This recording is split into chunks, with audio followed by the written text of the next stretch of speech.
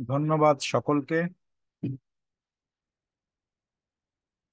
আমাদের আজকের রুহি বুক 10-এর ক্লাসে সবাইকে স্বাগতম। আমরা অনলাইনে বিগত দিনে পর্ব 20 পর্যন্ত শেষ করেছিলাম এবং অফলাইনে আমাদের যে ক্লাস হলো সেখানে আমরা ইউনিট 1 পুরোটা শেষ করে দিয়েছি। 28 পর্যন্ত পড়ে শেষ করে দিয়েছি। তো আমাদের অনেক বন্ধুরাই ওখানে যেহেতু জয়েন করতে পারেন নাই, তাই আমরা অনলাইনের ধারাবাহিকতাটা ঠিক রেখেই আগাচ্ছি। আজকে পর্ব 21 হবে, কিন্তু আমরা এখন একটু দ্রুত আগাবো এই কারণে যে আমরা যেহেতু ওখানে করেছি, ওখানকার অনেক আলাপ আলোচনা সেটা দ্রুত আপনাদের সাথে শেয়ার করে আমরা দ্রুত আগাই যাব। তো এজন্য আমরা যেটা করব সেটা হচ্ছে পুরো পর্বটা একবার পড়ে নিব, আর পড়ার পরপরই যদি কারো কোনোটা প্রশ্ন থাকে আমরা সেই প্রশ্নগুলো নিব। ওই প্রশ্ন আলাপ হয়ে গেলে তারপরে যদি আর কারো কিছু শেয়ার থাকে সেই শেয়ারিংটা শুনবো, আর তারপরে আমরা পরেরটাতে চলে যাব। তো আমি জিনুসকে রিকোয়েস্ট করছি যে তুমি পর্ব 21টা পড়ো। আচ্ছা। পর্ব 21। পর্ব 19-এর বর্ণনাটি আমাদেরকে লিঙ্ক সাইটের সাথে পরিচিত করেছে। এটা খুব বিরাট এবং আমাদের সর্বব্যাপী পরিকল্পনা প্রসঙ্গে শেখার সম্বন্ধে আরো দেখার একটি ভালো সুযোগ। আমাদের ক্ষেত্রে শেখা যে কোনো একটি বাস্তবতায় যে আমরা মিথস্ক্রিয়া করি, ইহার সকল ব্যক্তিকে বস্তুগত, সামাজিক, আধ্যাত্মিক ইহা রূপান্তরের প্রতি অবদান রাখার একটি প্রচেষ্টায় পরস্পর সম্পর্কিত অন্তর্দৃষ্টিগুলির একটি প্রতিটি সংযোজনকে ইঙ্গিত করে। শেখা এই অর্থে দক্ষতার একটি বিন্যাসের উন্নয়ন বা বাস্তবতাগুলির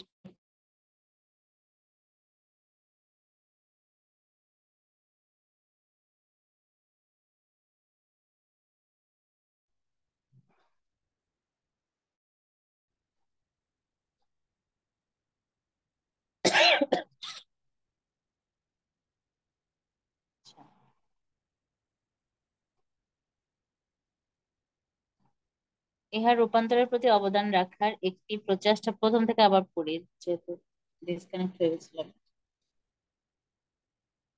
পর্ব 19 বর্ণনাটি আমাদিগকে লার্নিং সাইটের ধারণার সাথে পরিচিত করিয়েছে।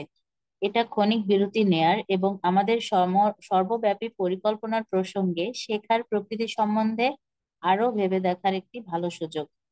আমাদের ক্ষেত্রে শেখা যে কোনো একটি বাস্তবতায় যা নিয়ে আমরা মিথস্ক্রিয়া করি, ইহার সকল ব্যক্তিতে বস্তুগত, সামাজিক এবং আধ্যাত্মিক ইহার রূপান্তরের প্রতি অবদান রাখার একটি প্রচেষ্টায় পরস্পর সম্পর্কিত অন্তর্দৃষ্টিগুলির একটি বর্ধিষ্ণু সংখ্যার অর্জনকে ইঙ্গিত করে।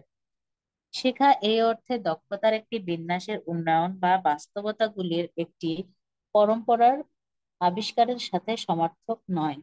ইহাতে প্রসঙ্গগুলির একটি বর্ধিষ্ণু উপলব্ধি প্রয়োজন হয়, যার মধ্যে আমরা প্রচেষ্টাগুলি সম্পন্ন করি এবং শক্তিগুলি যা বাস্তবতার উপর প্রভাব বিস্তার করে, যা আমরা রূপান্তর করতে ইচ্ছা করি।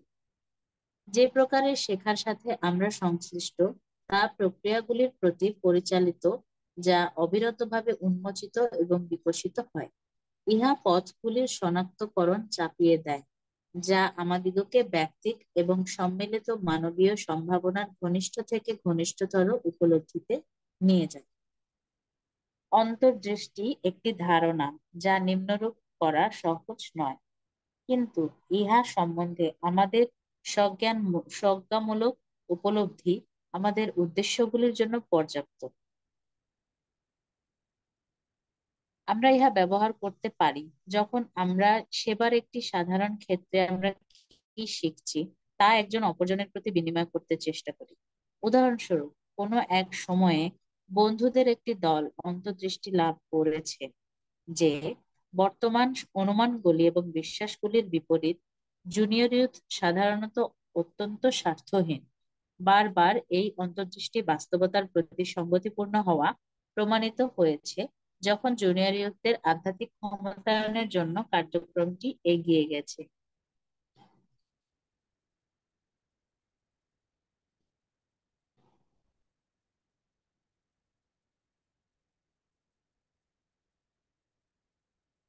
এবং এখন ইহার একটি দৃঢ় বিশ্বাস যা সকলে সানন্দে ভাগাভাগি করে থাকে।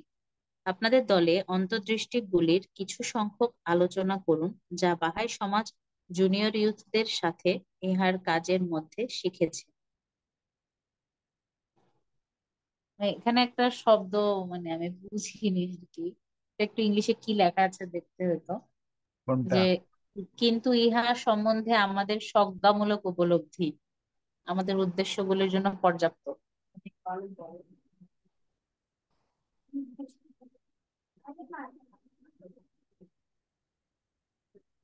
হচ্ছে অন্তর্দৃষ্টি।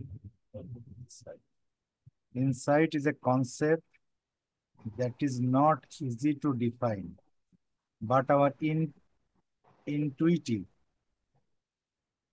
intuitive Intuitive understanding is this sufficient for purpose?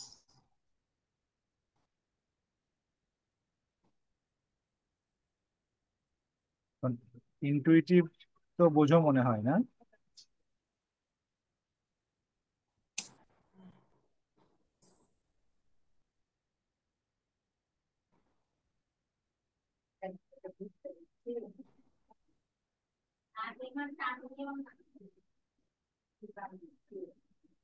কিছু বলছেন?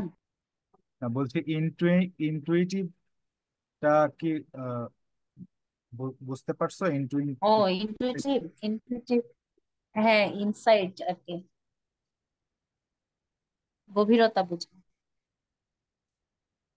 যেটাকে মর্মার্থ বলা হয়।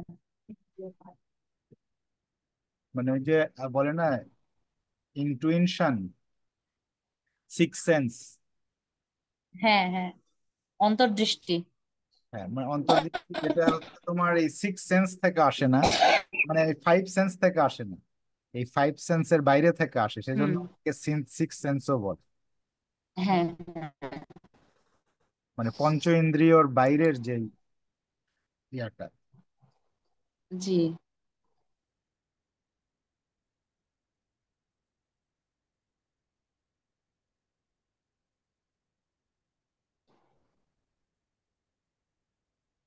তো ঠিক আছে, আর কোনোটা? না, ঠিক আছে।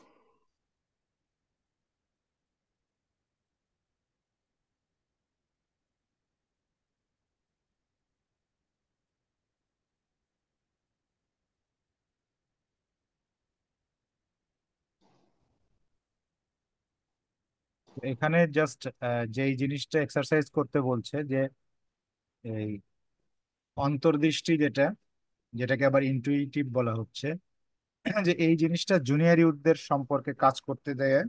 একটা কমন ইনটুইটিভ বা ইনসাইট আছে, ইনটুইটিভ ইনসাইট আছে, সেটা হচ্ছে যে জুনিয়র ইউথরা স্বার্থহীন, মানে তারা স্বার্থপর নয়। মানে সাধারণত বয়স্করা কি করে, স্বার্থের জন্য কাজ করে, কিন্তু জুনিয়র ইউথরা স্বার্থহীন, ওরা একদম নিঃস্বার্থভাবে মানুষকে ভালোবেসে কাজ করে। তো এই অন্তর্দৃষ্টিটা সব জায়গায় প্রমাণিত হয়েছে, যেখানেই জুনিয়র ইউথ কার্যক্রম চলছে সবাই এইটা দেখতে পেয়েছে। এখন বলছে যে আমরা কিছু আলাপ করতে পারি যে এইটা ছাড়া আর কোনো এরকম কমন অন্তর্দৃষ্টি আছে জুনিয়র ইউথদের সম্পর্কে। যেমন আমাদের গ্রুপে আলাপ হয়েছিল, যখন ওখানে কয়েকটা জিনিস আলাপ হয়েছিল, আমি বলে দিই, তার বাইরে যদি থাকে তাহলে আপনারা বলতে পারবেন। যেমন আরেকটা ছিল যে জুনিয়র ইউথরা খুব দ্রুত সিদ্ধান্ত নিতে পারে, মানে তাদের হেজিটেশন নাই। কোন একটা কাজ করতে হবে, আমরা ভাবি আজকে করব না কালকে করব, এখন না পরে, বা 10 দিন পরে, কারণ আমরা অনেক ব্যস্ত থাকি। ওরা যে ওরা যদি মনে করে কাজটা গুরুত্বপূর্ণ, সাথে সাথে করে ফেলে। এটা একটা জুনিয়র ইউথদের একটা স্বভাব বলা যায়। এটা একটা আলাপ হয়েছিল। আর একটা হয়েছিল যে জুনিয়ররা কোনো জিনিসকে অসম্ভব মনে করে না। আমরা কোনো জিনিস করতে গেলে আগে পিছে নানান ভাবি, সম্ভব না সম্ভব না, বেশিরভাগ ক্ষেত্রে আমরা মনে করি না এটা অনেক কঠিন এই সেই, বা কঠিন হলে আমরা করতে চাই না, ঝামেলাপূর্ণ হলে করতে চাই না। কিন্তু এই জুনিয়র ইউথরা কঠিন হোক আর ঝামেলাপূর্ণ হোক, মানে যদি গুরুত্বপূর্ণ মনে করে, ভালো মনে করে, তাহলে সব ঝামেলা মাথায় নিয়ে তারা নেমে পড়ে। এটা আমাদের ওখানকার গ্রুপে আলাপ হয়েছিল। এর বাইরে যদি আপনারা কিছু যোগ করতে চান করতে পারেন, আর না হলে আমরা পরের দিকে চলে যাব। এর বাইরে একটা পয়েন্ট আমার মাথায় আসছে, জি। সেটা হলো যে এই রেজাল্ট রেজাল্ট সম্বন্ধে, মানে কি হবে, হুম, রেজাল্ট সম্বন্ধে জুনিয়র ইয়েতরা অবগত হতে পারেন না যে কি হবে। মানে কাউকে আমি মার্ডার করে দিব জিদে, হ্যাঁ। কিন্তু এর পরিণাম কি হবে এটা তাদের মাথায় আসে না। কিন্তু বড় যারা আছে, যখন বয়স্ক হয়ে যায়, তখন এটা মাথার মধ্যে আসে যে কি হতে পারে। এটা আ- একটা পার্থক্য আমি বুঝতেছি, এটা আচ্ছা, আমি বললাম। ঠিক আছে। আর কেউ কিছু যোগ করবেন?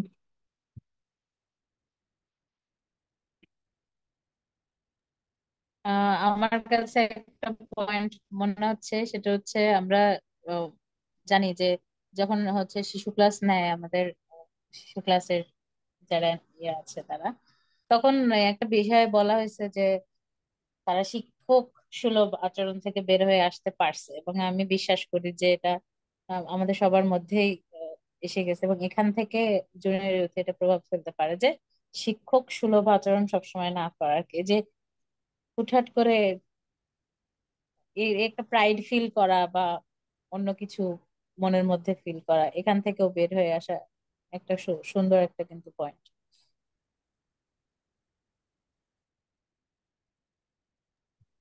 আচ্ছা, থ্যাংক ইউ। আর আর কিছু কেউ যোগ করবেন? আমি একটা বলতে চাচ্ছি যে জুনিয়র ইউথ, এরা হলো মানে কোনো কাজকে ইউনিটি নিয়ে করে, একা কোনো যে আমি করব এই অহংবোধটা থাকে না। সবাই মিলে খুব সৃজনশীল হয়ে যায় কোনো কাজকে সমাধান করতে হলে জুনিয়ররা। আচ্ছা, গুড। আর কেউ কিছু যোগ করবেন?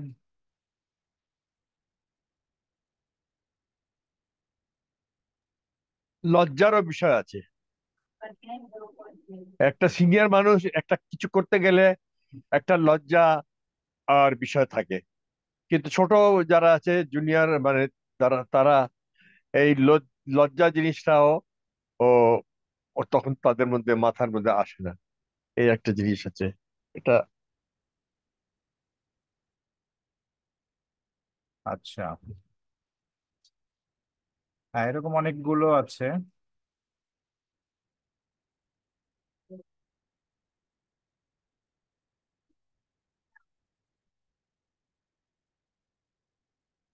এবার মনে হয় আমরা সামনের দিকে আগাইতে পারি, না?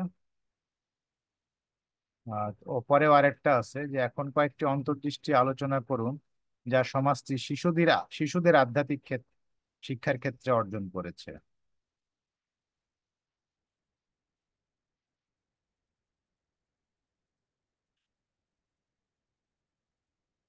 এটা নিয়ে অবশ্য আমাদের গ্রুপে তেমন কিছুই আলোচনা হয়নি, কারণ শিশু ক্লাস নিয়ে আমাদের গ্রুপে এক্সপিরিয়েন্স তেমন কেউ ছিল না, বা আমাদের সামগ্রিকভাবে তেমন কোনো এক্সপিরিয়েন্স ওইরকম ছিল না।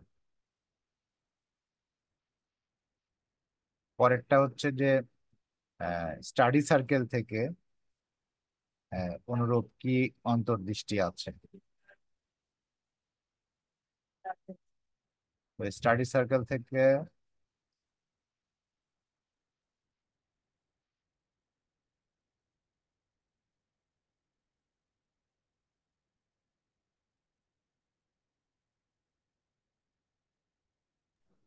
ভাই, শিশু ক্লাসের তো ওইখানেও তো আছে কিছু ইনসাইটস।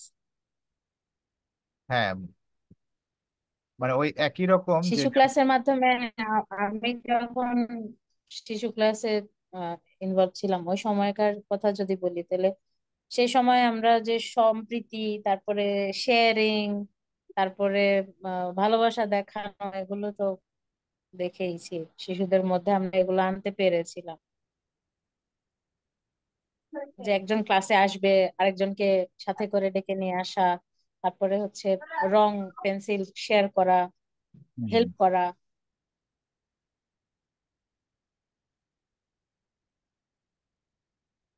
আচ্ছা,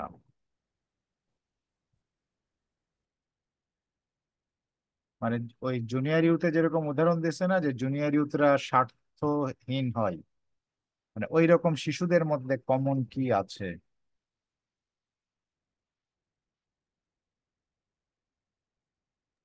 আমার কাছে তো এটাই মনে হচ্ছে যে শিশুদের মধ্যেও যে সাহায্য করার একটা যে মনোভাব, অ্যাকম্পানিমেন্ট, তাদের সেক্টরে আর কি, তাদের ক্ষেত্রে, তাদের ওয়েতে। সবাই মিলে একসাথে কিছু করার, মানে ছোটবেলাতেই আসলে হ্যাঁ, শিশুর মধ্যে একজন আরেকজনকে হেল্প করে।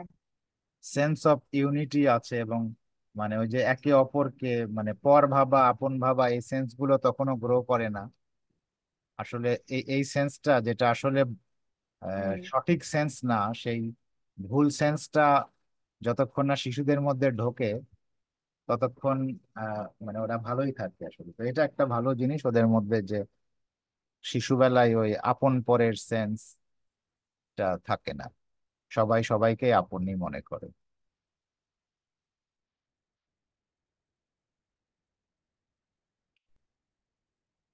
স্টাডি সার্কেল সম্পর্কে,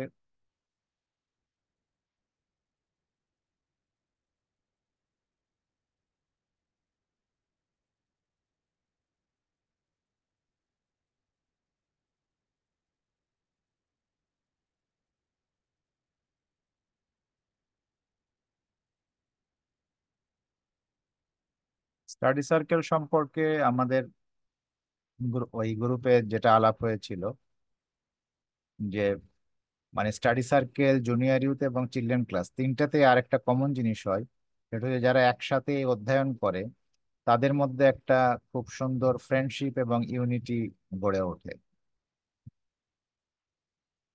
তো দেখা গেছে হয়তো একটা স্টাডি সার্কেলে হয়তো জয়েন করেছে, এক সময় একজন আরেকজনকে চিনতো না বা জানতো না, বা চিনলেও খুব মানে অল্প চিনতো, কিন্তু স্টাডি সার্কেল করার ফলে তাদের মধ্যে অনেক গভীর সম্পর্ক হয়। এটা একটা আলাপ হয়েছিল। আপনারা যদি আর কিছু যোগ করতে চান আপনাদের এক্সপিরিয়েন্স থেকে। যেমন আমরাও যে এখানে একসাথে স্টাডি, যদি অনলাইনে করছি, তারপরেও মনে হয় যে যখন থেকে আমরা একসাথে স্টাডি করছি আমাদের মধ্যে একটু বন্ধুত্বের বন্ধন আগের চেয়ে দৃঢ় হয়েছে।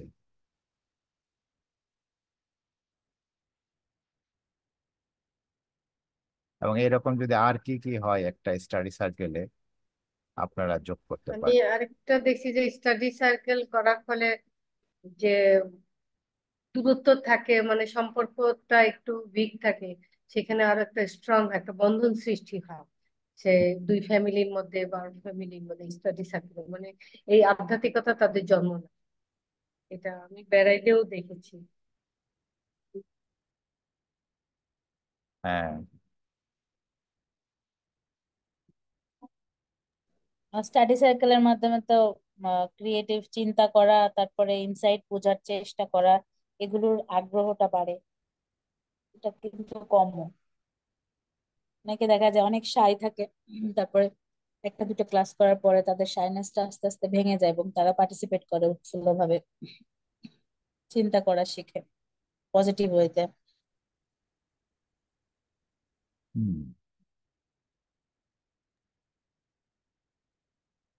আমিও না হয় কিছু বলি। জি বলেন। অবশ্যই স্টাডি সার্কেলে বন্ধুত্ব তো বাড়েই, জ্ঞানও বাড়ে, এবং জ্ঞানের যে আকার আছে প্রত্যেক স্টাডি সার্কেলে এই আকারটা বড় হয়, এই সাইকেলটা বড় হয়, বড় হয়, বড় হয়, মানে জ্ঞানের ভান্ডার অনেক বৃদ্ধি পায়। এটা স্টাডি সার্কেলে হয়।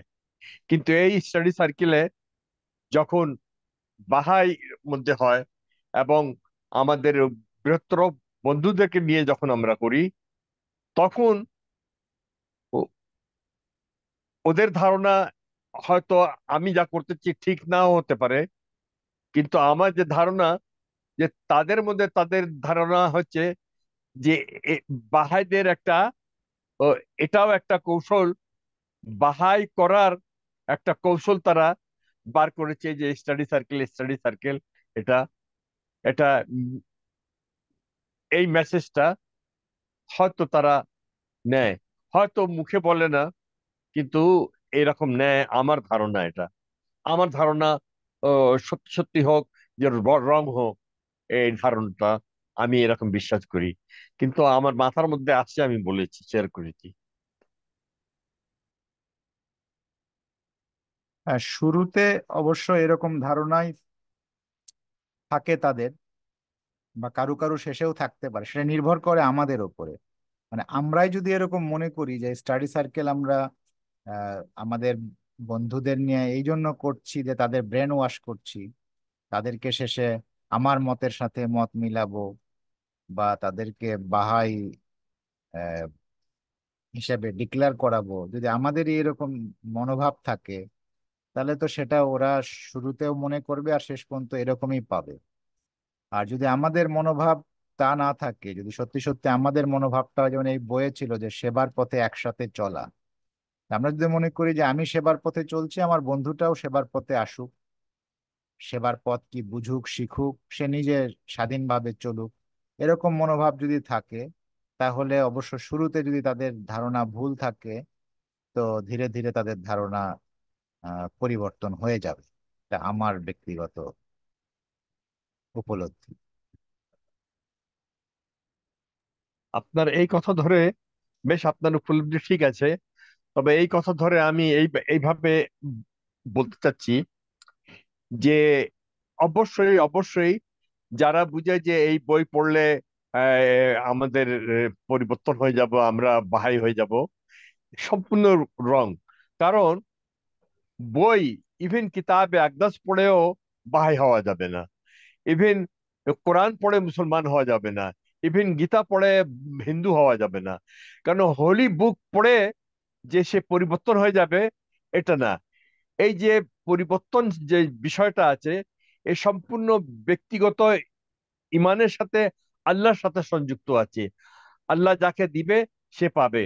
কেন, আমরা দেখেছি অনেক অনেক আহ, অন্য ধর্ম অবলম্বীরা অন্য অন্য ধর্মগ্রন্থ পাঠ করেছে, কিন্তু তারা কোনোদিন সেই ধর্ম গ্রহণ করে নাই। এরকম কত মানুষ হয়তো পড়ে থাকতে পারে, বাহাই বই পুস্তক পড়েছে, কিন্তু তারা বাহাই হয়নি। তার মানে বোঝা যাচ্ছে যে বই পড়লেই মানে সে সেই ধর্ম অবলম্বী হয়ে যাবে, এটা না। এটা আল্লাহর gift of god, blessing of god আছে। এটা এটা শুধু আল্লাহর সাথে সম্পর্ক আছে।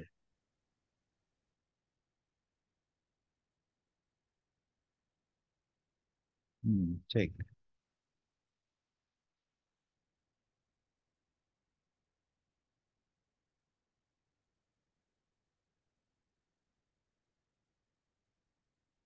পরের প্রশ্নটা বলছে যে পরের নিচের স্থানটিকে অন্তর্দৃষ্টিগুলির কয়েকটি লিখুন যা আপনারা একটি ক্লাস্টারে সমন্বয়ের গতিময়তাগুলিতে এই ইউনিটের বিভিন্ন পর্বের অধ্যয়ন থেকে অর্জন করেছেন, যখন ইহা উন্নয়নের একটি একটানা চলমানতার সাথে সঞ্চালিত হয়।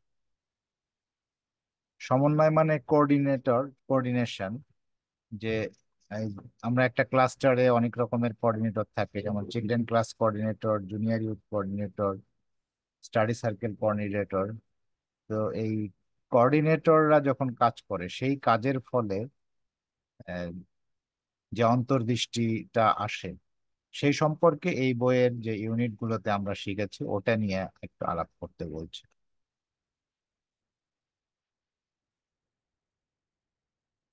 করে দাও।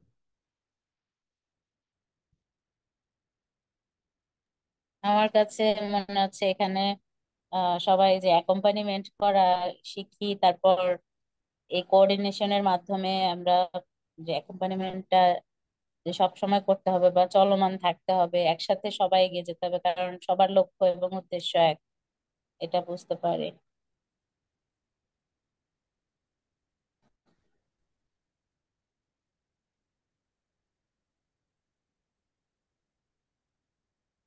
হ্যাঁ, থ্যাংক ইউ। আমাদের ওই গ্রুপে এরকম আলোচনা হয়েছিল যে আসলে এই ক্লাস্টারের যে কাজের গতিময়তা, সেখানে একটা চেইন অফ অ্যাকম্পানিমেন্ট এস্টাবলিশড হয়। লাইক এখানে সবাই সবাইকে অ্যাকম্পানি করে।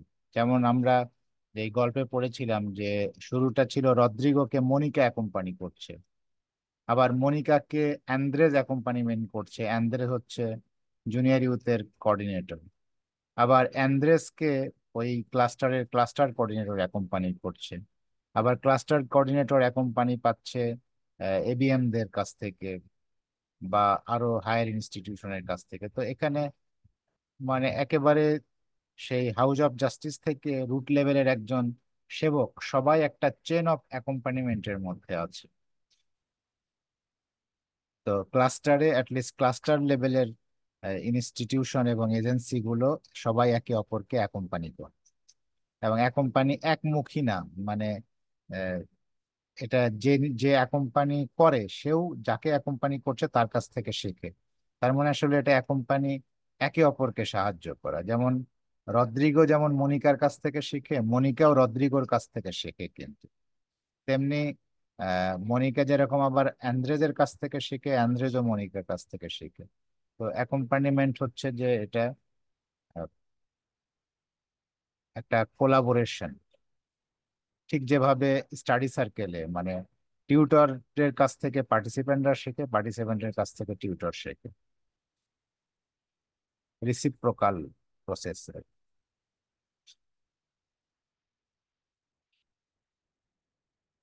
আমরা এবার পর্ব 22-এ চলে যাই।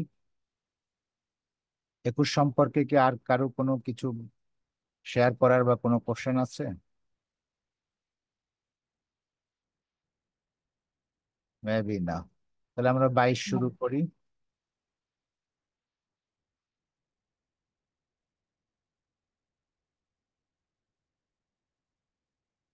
22 কে পড়বেন?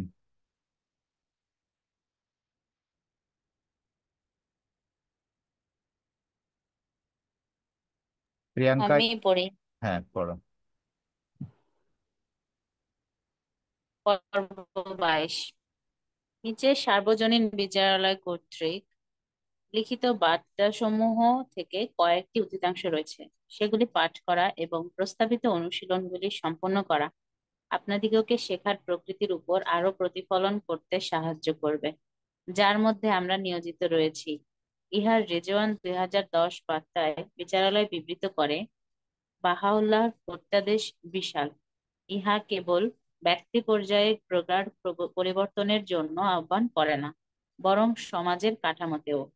তিনি স্বয়ং ঘোষণা করেছেন, মানবজাতির সামগ্রিক চরিত্রে একটি পরিবর্তন সাধন করা কি প্রত্যেক প্রত্যাদেশের লক্ষ্য নহে? এটি একটি পরিবর্তন যা স্বয়ং ইহাকে সুস্পষ্ট করিবে, বাহ্যিক এবং অভ্যন্তরিক উভয়ভাবে, যা স্বয়ং ইহার ভিতরের জীবন ও বাহিরের অবস্থাগুলি উভয়কে প্রভাবিত করিবে। আজ পৃথিবীর প্রতিটি কোণে যে কাজ এগিয়ে চলেছে তা তার শিক্ষাগুলির মধ্যে সংরক্ষিত মহিমান্বিত সভ্যতার কেন্দ্রীয় অংশ সৃষ্টি করতে চলমান বাহাই প্রচেষ্টার অতি সাম্প্রতিক পর্যায়কে উপস্থাপন করে। একটি নির্মাণ কাজ অন্তহীন জটিলতা ও পরিমাপের একটি উদ্যোগ। এইরূপ একটি যা ফলপ্রসূ করতে মানবজাতির কয়েক শত বছরের প্রচেষ্টা দাবি করে। এখানে কোনো সংক্ষিপ্ত পথ নাই, কোনো সূত্র নাই। একমাত্র তার প্রত্যাদেশ থেকে অন্তর্দৃষ্টিগুলি লাভের জন্য চেষ্টা দ্বারা মানবজাতির পুঞ্জীভূত জ্ঞান আহরণ করা, মানবজাতির জীবনে তার শিক্ষাগুলিকে বুদ্ধিমত্তার সাথে প্রয়োগ করা এবং প্রশ্নগুলি যা উত্থিত তা হয় তার উপর পরামর্শ করা অপরিহার্য। শেখা সংগঠিত করবে এবং সামর্থ্য গড়ে উঠবে।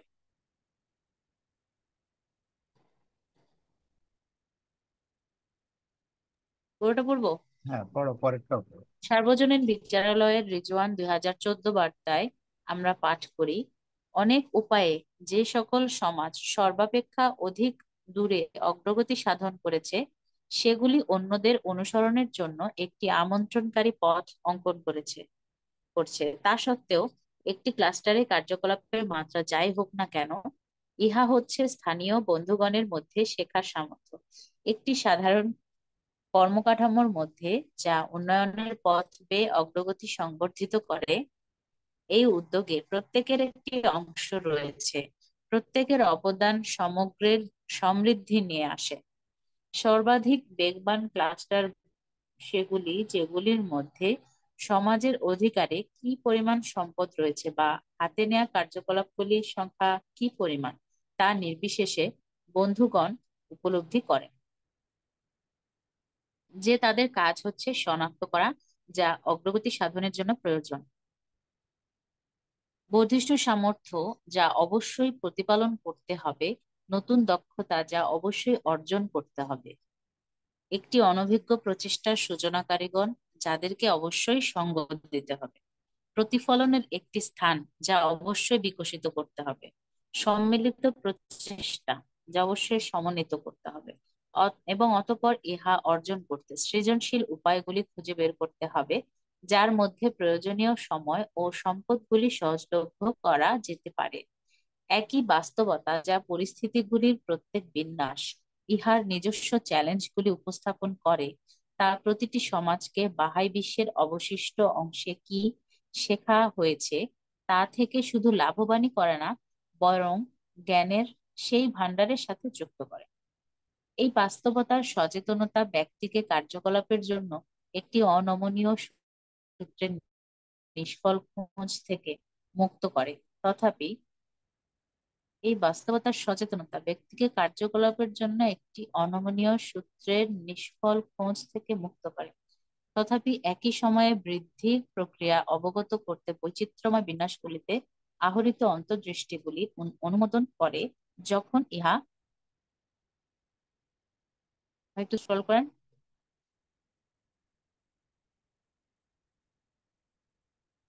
তার নিজের পারিপার্শ্বিকতায় একটি বিশেষ আকার ধারণ করে। এই সমগ্র অভিগমন সাফল্য এবং ব্যর্থতার সংকীর্ণ ধারণাগুলির সাথে সম্পূর্ণরূপে বিসদৃশ, যা ধর্মান্ধতার জন্ম দেয় অথবা ইচ্ছাশক্তি পক্ষাঘাতগ্রস্ত করে। বিযুক্ততার প্রয়োজন রয়েছে। যখন প্রচেষ্টা সম্পূর্ণরূপে ঈশ্বরের নিমিত্তে উৎসর্গ করা হয়, তখন যা কিছু ঘটে সেগুলি তার এবং তার নামে অর্জিত প্রতিটি বিজয় তার প্রশংসা উদযাপন করার একটি উপলক্ষ হয়। উপদেষ্টাগণের মহাদেশীয় বোর্ডগুলির সম্মেলনের প্রতি 28 ডিসেম্বর 2010 এর বার্তা থেকে নিম্নলিখিত উদ্ধৃতাংশটি সম্মিলিত শেখার প্রক্রিয়াটির উপর আরো আলোকপাত করে। শেখার একটি বিনম্র মনোভাব নিয়ে শিক্ষাদান এবং প্রশাসনিক কাজে একটি ক্রমবর্ধমান সংখ্যক বন্ধুর, একটু স্ক্রল করেন,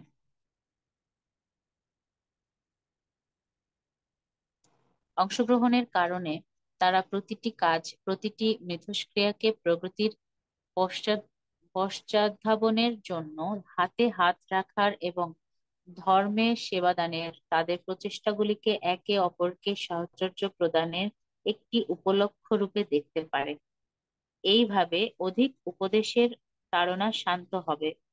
এইভাবে রূপান্তরের একটি জটিল প্রক্রিয়াকে সংক্ষিপ্ত গ্রন্থের নির্দেশনার প্রতি সংবেদনশীল সরলীকৃত পদক্ষেপগুলিতে হ্রাস করার প্রবণতা এড়ানো যাবে।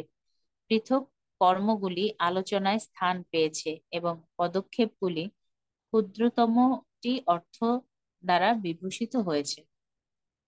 পৃথক কর্মগুলি আলোচনায় স্থান পেয়েছে এবং পদক্ষেপগুলির ক্ষুদ্রতমটি অর্থ দ্বারা বিভূষিত হয়েছে। সেবার কর্মক্ষেত্রে আধ্যাত্মিক শক্তিগুলির ক্রিয়া ক্রমবর্ধমানভাবে দৃশ্যমান হয় এবং বন্ধুত্বের বন্ধনগুলি, যা একটি সুস্থ বুদ্ধির আদর্শ রীতির জন্য এত বেশি আবশ্যক, তা অবিরামভাবে জোরদার হচ্ছে। সকল জাতীয় আধ্যাত্মিক পরিষদগুলির প্রতি ইহার 12 ডিসেম্বর 2011 তারিখের বার্তায় সার্বজনীন বিচারালয় জ্ঞাপন করে, শিশুদের ক্লাসের শিক্ষকগণের প্রশিক্ষণ বা ওই বিষয়ে জুনিয়র ইয়ুথদের অ্যানিমেটরগণের সম্বন্ধে বলা নিশ্চিতভাবে ভুল নয়। যদিও ইনস্টিটিউটগুলির যত্ন নেওয়া উচিত যেন তারা তাদের কাজকে কৌশলগুলিতে প্রশিক্ষণ রূপে দেখতে শুরু না করে। ইনস্টিটিউট প্রক্রিয়ার হৃদয়ে বিদ্যমান সামর্থ্য গড়ার ধারণা থেকে তাদের দৃষ্টি ফেলে, যা বাহাওয়ালার প্রত্যাদেশের একটি প্রগাঢ় উপলব্ধি চাপিয়ে দেয়। 28 ডিসেম্বর 2010 তারিখের বার্তা ব্যাখ্যা করে, অংশগ্রহণকারীদের সংখ্যা কমে যাওয়া, কার্যকলাপের কালচক্রগুলিতে একটি বিভেদ ঘটা, একতার বন্ধনগুলিতে একটি ক্ষণস্থায়ী বিচ্ছেদ, এগুলি অসংখ্য চ্যালেঞ্জের মধ্যে রয়েছে যার সম্মুখীন হতে হবে। কদাচিৎ নয় যখন মানব সম্পদগুলিতে উত্থান অথবা তাদেরকে কাজে নিয়োজিত করার সামর্থ্য দ্রুত প্রসারণের চাহিদাগুলি পূরণ করতে ব্যর্থ হবে। তথাপি প্রক্রিয়াটির উপর সূত্রগুলির আরোপ কাঙ্ক্ষিত ভারসাম্য দ্বারা বৈশিষ্ট্যমণ্ডিত বৃদ্ধির একটি আদর্শ রীতিতে ফলদায়ক হবে না। বিভিন্ন কার্যকলাপের অগ্রগতিতে সাময়িক অসামঞ্জস্যগুলি প্রক্রিয়াটিতে স্বাভাবিক। বিভিন্ন কার্যকলাপের অগ্রগতিতে সাময়িক অসামঞ্জস্যগুলি প্রক্রিয়াটিতে স্বাভাবিক এবং সময়ের সাথে সাথে তা সমন্বিত করা যেতে পারে যদি ধৈর্য সহকারে চেষ্টা করা হয়। কিভাবে সামঞ্জস্যপূর্ণ বৃদ্ধি অর্জন করা যেতে পারে? উহার তাত্ত্বিক ধারণাগুলির ভিত্তিতে সতেজে বেড়ে ওঠা একটি কার্যকলাপ কমিয়ে দেয়া সচরাচর অফলপ্রসূ প্রমাণিত হয়। যদিও একটি ক্লাস্টারে বন্ধুগণ তাদের অভিজ্ঞতা হতে বেশ লাভবান হতে পারেন, যারা ইতোমধ্যে প্রয়োজনীয় কাজের আদর্শ রীতি স্থাপন করেছেন, ইহা তাদের পক্ষে কেবল অব্যাহত কাজ, প্রতিফলন এবং পরামর্শের মাধ্যমে তারা তাদের নিজ বাস্তবতা জানতে, তাদের নিজেদের সম্ভাবনাগুলি দেখতে, তাদের নিজেদের সম্পদগুলির সদ্ব্যবহার করতে এবং আগামী বৃহৎ মাত্রার প্রসারণ ও দৃঢ়করণের জরুরি প্রয়োজনগুলির প্রতি সাড়া দান করতে শিখবে। এটাও তো খুবই গুরুত্বপূর্ণ লাইন।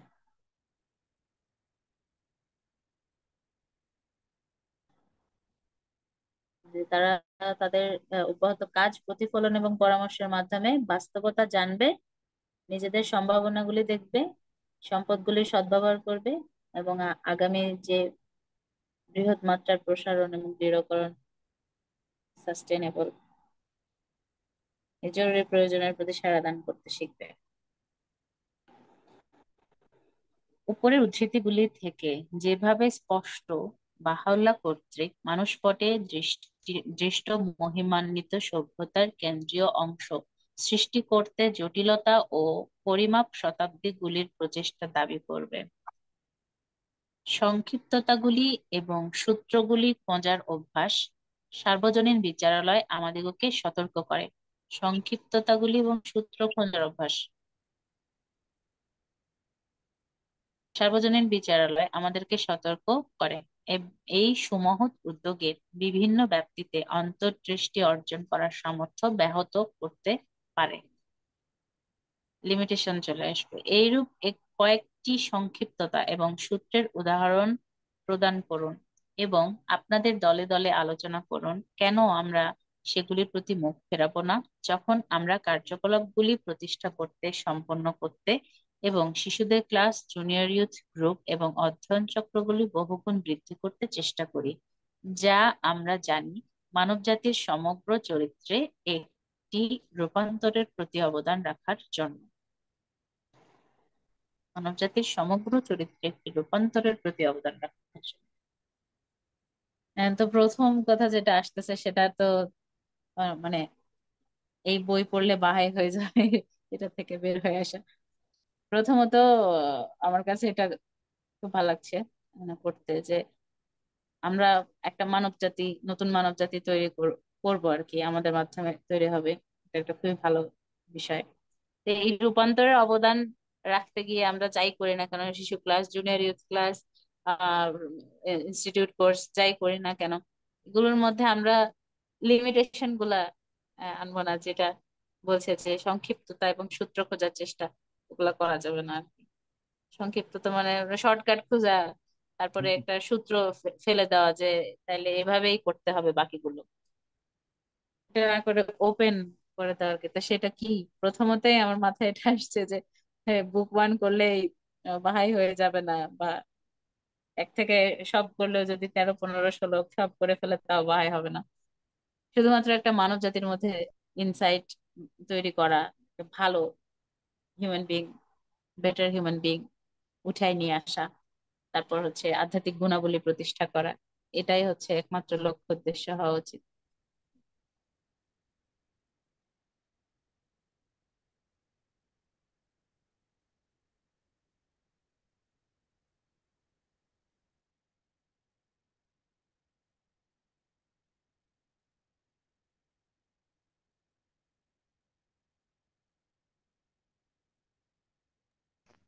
আমিও কিছু বলি তাহলে।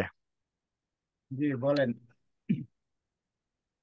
আমরা একটা গান গাই, সেই গানে বলি যে গড়ব একটা আমরা নতুন মানব জাতি। হ্যাঁ। আর এই যে গড়ার যে কাজ আমরা করতেছি, একটা মানব জাতির নতুন মানব জাতির গড়ার কাজ করতেছি। নতুন বাহাই জগৎ হয়ে যাবে তা বলা হচ্ছে না, গড়বো একটা নতুন মানব জাতি।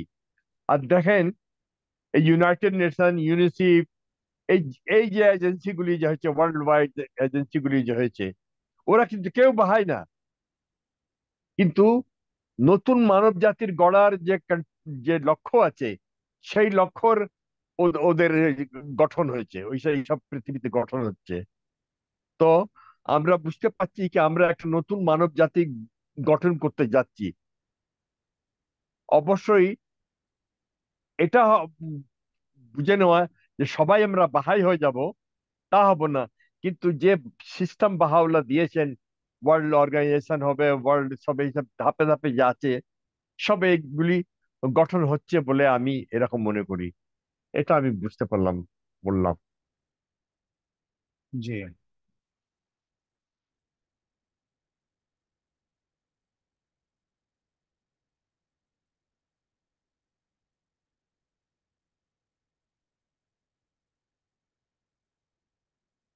আর কেউ কিছু যোগ করবেন? একটুখানি মনে পড়লো, সেটা হচ্ছে আব্দুল বাহা ওনার লিখনীতে বলেছেন, মাস্টার বলেছেন যে আমাদের হচ্ছে যে আমরা বলি যে আমরা মুখে বাহাই, তাহলে আমরা বাহাই হয়ে যাই না, আমাদের কাজে সেটা প্রমাণ হয়। আবার কিছু মানুষ থাকে যারা তাদের কর্মের মাধ্যমে তারা বাহাই, যদিও তারা বাহাউল্লাহকে স্বীকার না করে। হুম। তো আসলে তো আমাদের লক্ষ্য এটাই যে আমরা নতুন একটা জাতি করছি।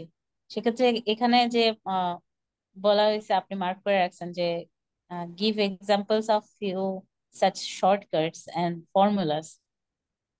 সেখানে এরকম হইতে পারে যে শুধুমাত্র এই এলাকাগুলোতে আমরা শিশু ক্লাস বা জুনিয়র ইউথ ক্লাস বা আমরা এরকম কিছু অ্যারেঞ্জ করব, হতে পারে সেটা গ্রাম এলাকায় আমরা করব, শহরে করব না, বা লোকালয় থেকে আমরা বিচ্ছিন্ন, যেখানে মানুষজনের কাছে শিক্ষার সেবা পৌঁছায় না, আমরা শুধুমাত্র সেখানেই কাজ করব।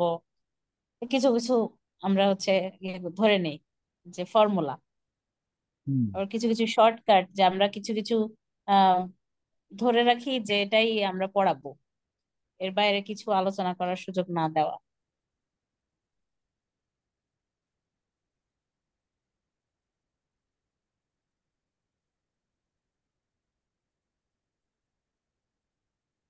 হ্যাঁ।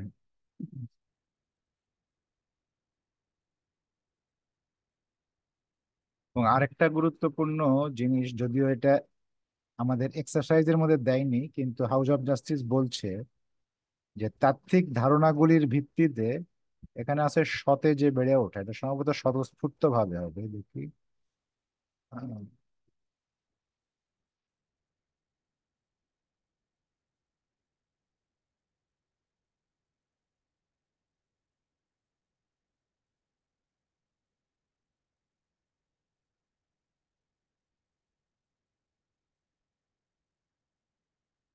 if built with passion, scaling back one less flourishing on the basis of theoretical conception of how balanced growth can be achieved, often proves counterproductive.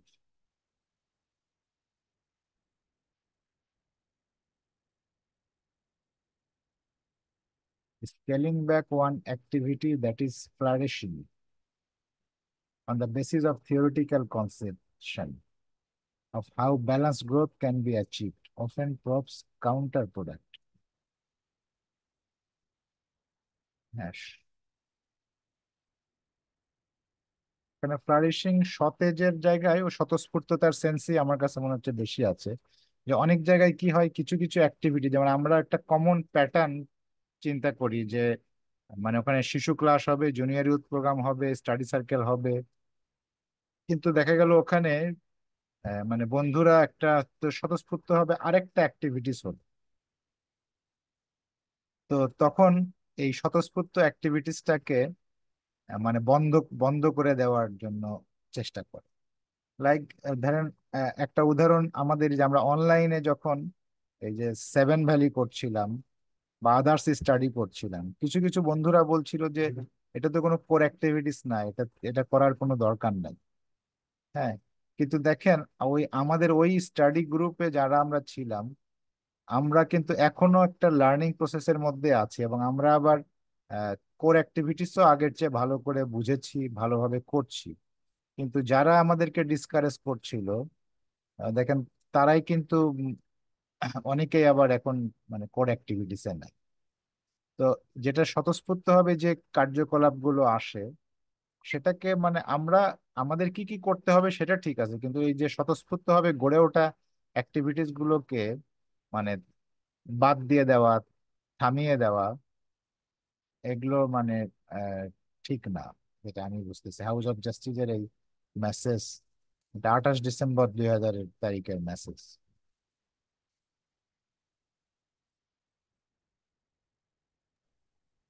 হ্যাঁ, এটা গুরুত্বপূর্ণ। রোকনা টোকনা মানা হে। হ্যাঁ, ওই যে ওই ফর্মুলার মধ্যেই শুধু করতে হবে, পরে যেটা আছে সূত্র, যে সূত্রের মধ্যে পড়ছে না তো তাহলে বাদ দাও। হ্যাঁ, তো এরকম যেটা গুরুত্বপূর্ণ সেটা হচ্ছে এই যে অ্যাকশন, রিফ্লেকশন আর কনসালটেশন, এটার মাধ্যমে আমাদের, তো যদি স্বতঃস্ফূর্তভাবে কিছু একটা কাজ হচ্ছে, অ্যাকশন হচ্ছে আমরা রিফ্লেকশন করে দেখি যে আসলে মানে বন্ধ করার আগে ওটা প্যাটার্নের মধ্যে পড়েনি বলেই বন্ধ করার দরকার নাই। আমরা রিফ্লেক্ট করে দেখতে পারি যে মানে আসলে ওটা কোনো ফলপ্রসূ কিনা। যদি ফলপ্রসূ হয় তাহলে আমরা বরং আরো ওটাকে আহ, কি বলে এনকারেজ করতে পারি।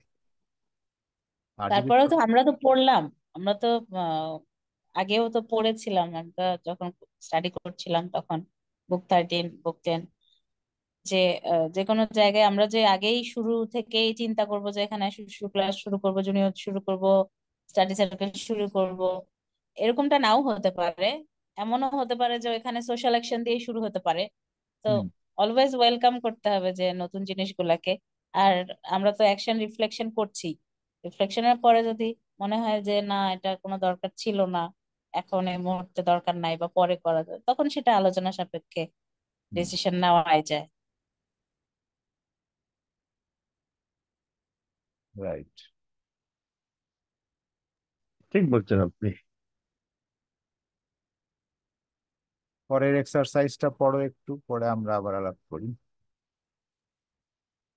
অর্জন সমূহ এবং উন্নতির পথে অন্তরায়গুলি আমাদিগকে জটিল বাস্তবতা আরো ভালোভাবে উপলব্ধি করতে সাহায্য করে, যার মধ্যে আমরা কাজ করি।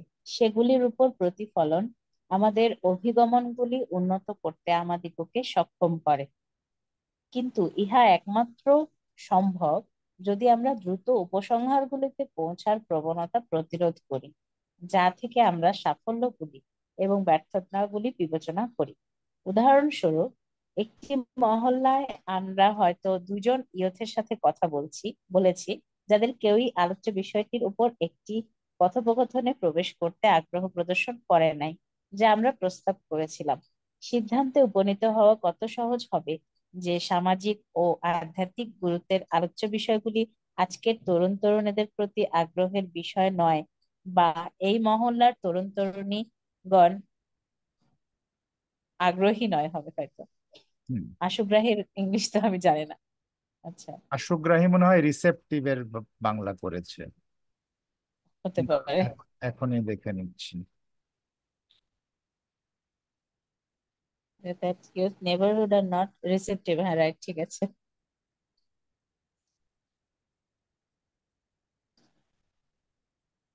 আচ্ছা, আপনাদের দলে অসমর্থিত উপসংহারগুলি অন্য উদাহরণগুলি আলোচনা করুন, যা একটি বা দুটি সংক্ষিপ্ত মজার কাহিনীর উপর ভিত্তি করে পৌঁছা যেতে পারে, বিশেষভাবে যখন আমাদের সাফল্য ও ব্যর্থতা সম্বন্ধে সংকীর্ণ ধারণাগুলি থাকে।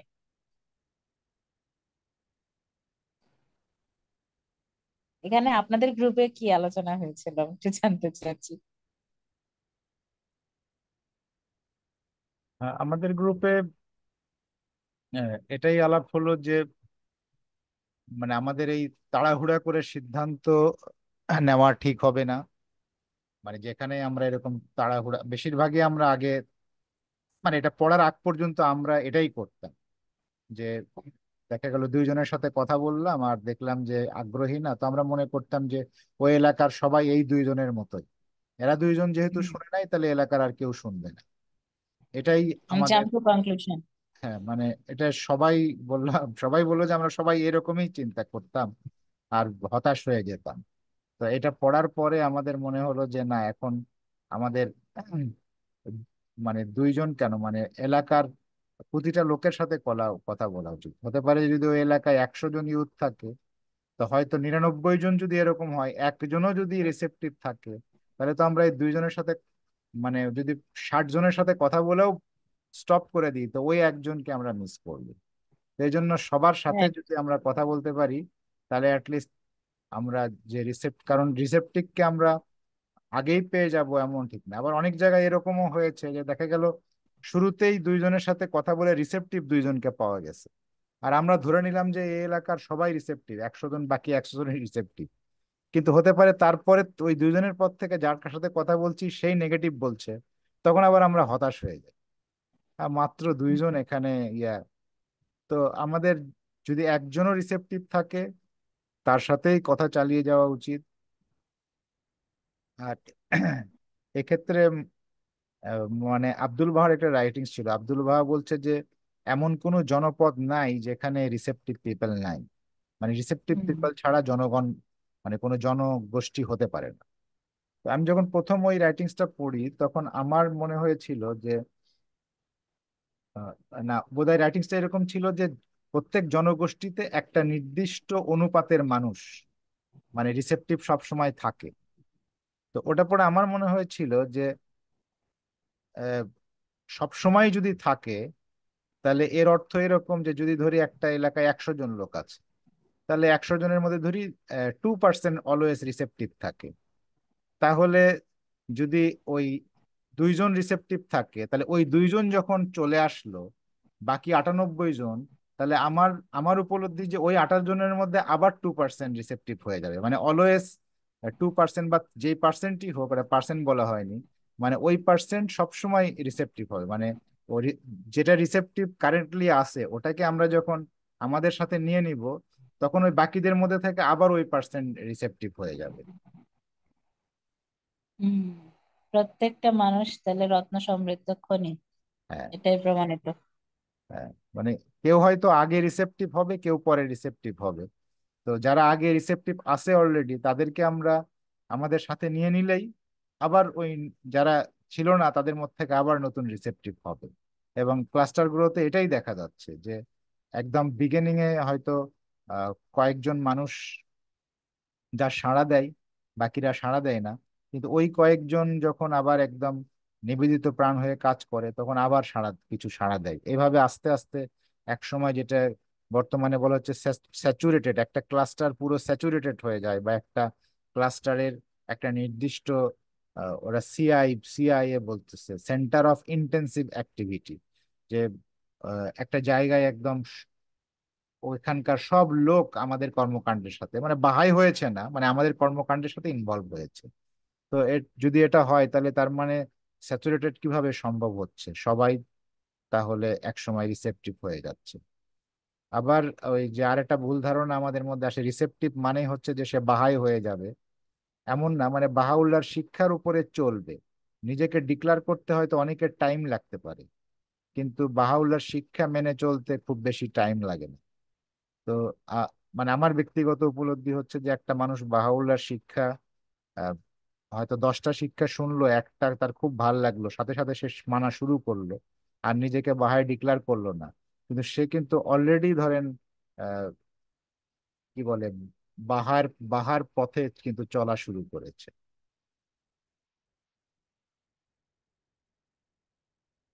এরকম অনেক মানুষকে আমি চিনি যারা তাদের কর্মকাণ্ডের মধ্য দিয়ে, ব্যবহারের মধ্যে দিয়ে একদম মানে বাহাই, একদম বলা যাবে যে এই লোকটা বাহাই।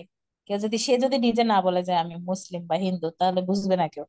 কিন্তু সে হয়তো বাহাউল্লাহকে চেনে না, বা তাকে এখনো তার সাথে পরিচিত হয়নি। তো এটা হয়। আর আমরা তো সবাই জানি যে ভালোবাসা সংক্রামক। আমরা তো ভালোবাসা ছড়াই, বাহাউল্লাহর বাণী মানে ভালোবাসা। ভালোবাসা যখন ছড়াবো, এটা সংক্রামক হারে বাড়বে।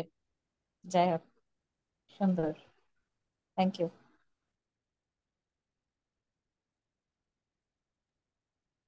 বেশ, আপনি ভালো বলেছেন, আব্দুল বাহার কথা বলেছেন যে প্রত্যেক জায়গায় রিসেপ্টরটা আছে। আর বর্তমানে 200 বছর পেরিয়ে যাচ্ছে বাহারি ধর্ম, এখন ওয়ার্ল্ডে দেখলে সারা ওয়ার্ল্ড কিন্তু রিসেপটিভ হয়ে গেছে। কেন? দেখেন, এডুকেশন কম্পালসারি, সবাই এডুকেশন কম্পালসারি মানতেছে। স্ত্রী পুরুষের সমান অধিকার, সেটাও মোরলেস সবাই মেনে নিয়েছে। এইভাবে ধারাবাহিক ভাবে যে বাহাউল্লাহ যে আইনগুলি দিয়েছেন, সবাই রিসিভ করে জীবনযাপন পালন করতেছে। তারা বাহাই নিজেকে ডিক্লেয়ার করতেছে না, কিন্তু বাহাই যে ফর্মুলা আছে সব অ্যাডপ্ট করে নিয়েছে। হুম।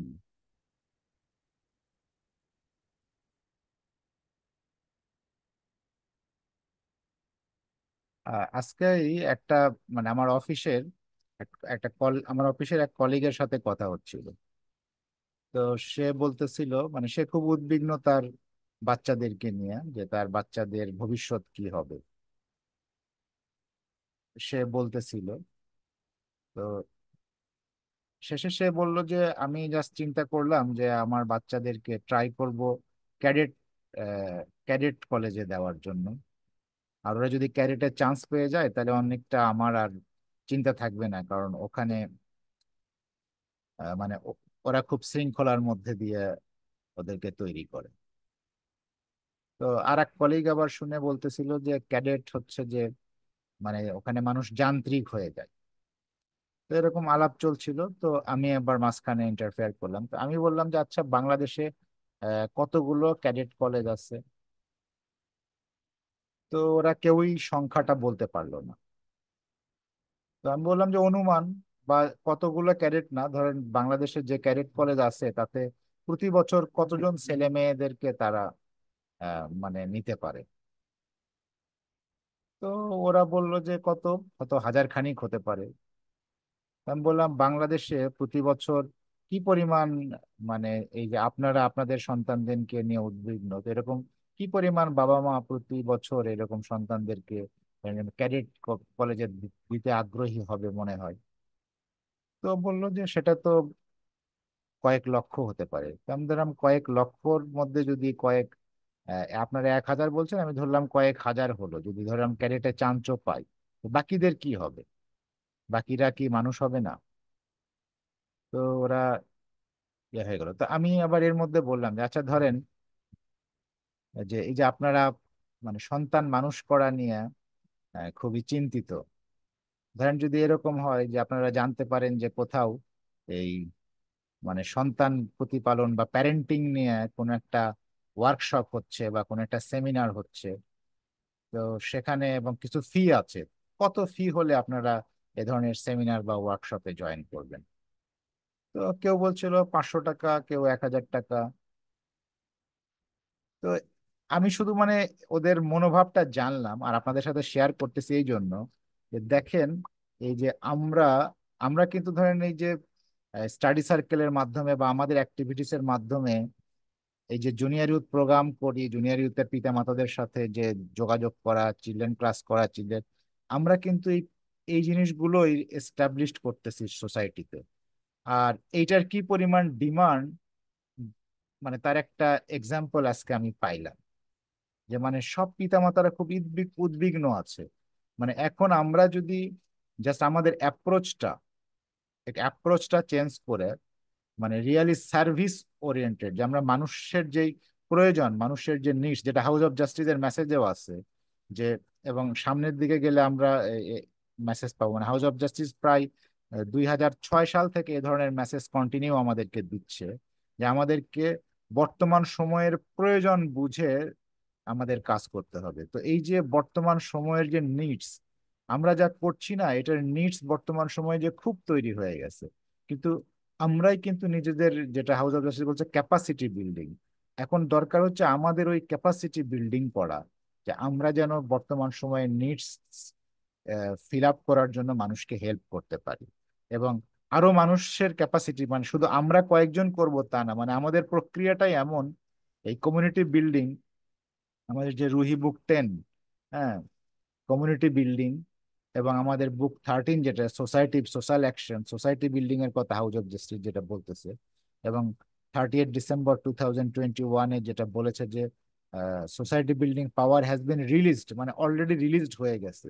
তো তার মানে এখন কিন্তু সোসাইটি বিল্ডিং করার জন্য আহ, আমাদের নিজেদের ক্যাপাসিটি বিল্ডিং করতে হবে, এবং আমরা যাদেরকে আহ্বান করব, মানে তাদেরও ক্যাপাসিটি বিল্ডিং করতে হবে। মানে এখন ওই যে এন্ট্রি বাই ট্রুপস, যে দলে দলে লোক এন্ট্রি করবে, আমরা ধরে নিছি যে দলে দলে লোক এসে নিজেদেরকে বাহাই পরিচয় দেওয়া শুরু করবে।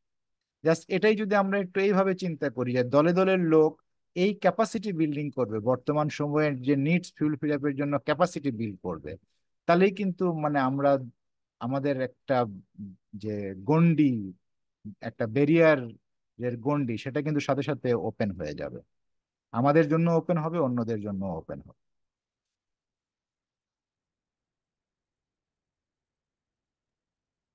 হুম।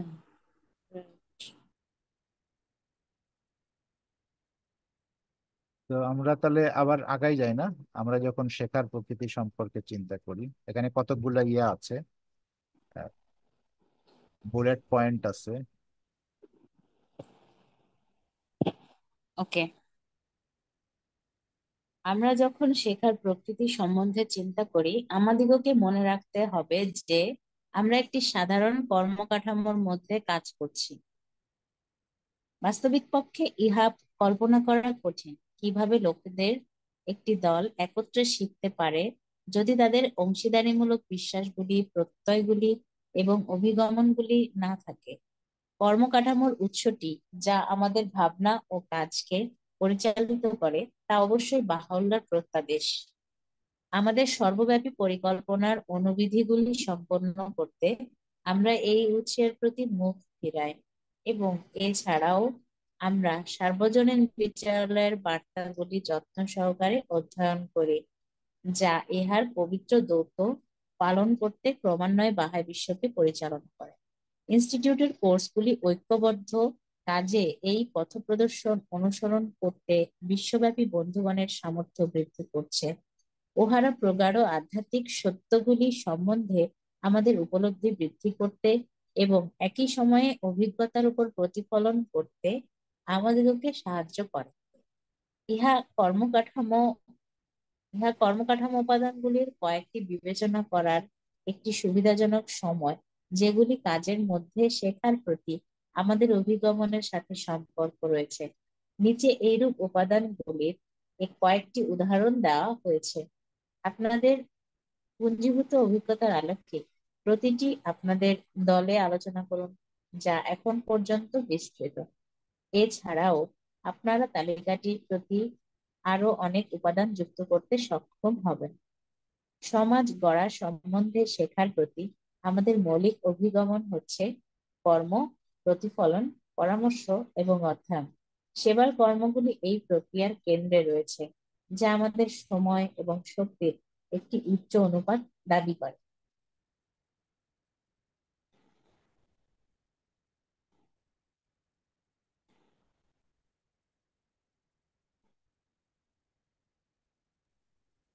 আমাদের এই প্রত্যেকটা নিয়ে একটু করে আলাপ করতে হবে।